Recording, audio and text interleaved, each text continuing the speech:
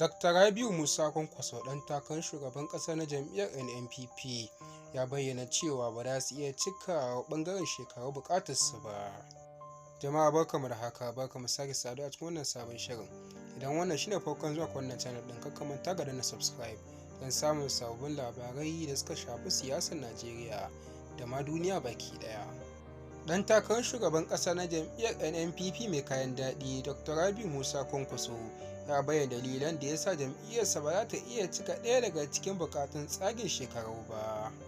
Jaridar Daily Trust ta rawaito cewa Dr. Rabiu Musa Kwankwaso ya musanta raɗe-raɗen da yake yawo cewa ba su ga maciji tsakanin shi da Malam Ibrahim Shekarau, sanata mai wakiltar Kano ta tsakiya. A wata hira da BBC Hausa, Kwankwaso ya ce jita-jitan da mutane ke yaɗawa cewa suna da takun saƙa tsakaninsu kanzon ƙurege ne, inda ya ƙara da cewa babu wani abu makamancin haka a NNPP.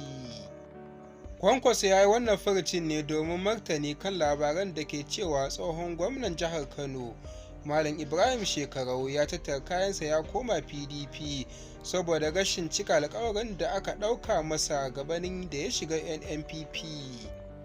Rundunar sojojin ruwan Najeriya ta kori wani jami'i da ta gurfanar saboda aikata luwaɗi da wani yaro.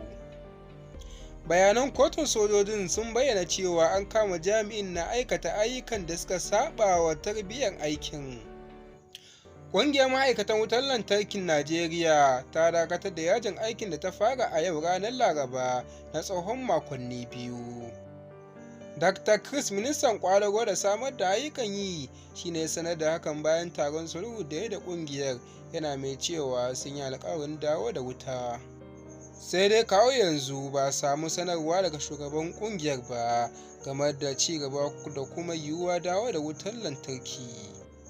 Shugaban kungiyar malaman jami'o'in Farfesa Emmanuel Osodeke a ranar Laraba ya shawarci ɗaliban Najeriya kada zaɓi ɗan siyasar da 'ya'yansa ke karatu a makarantar ƙasar waje.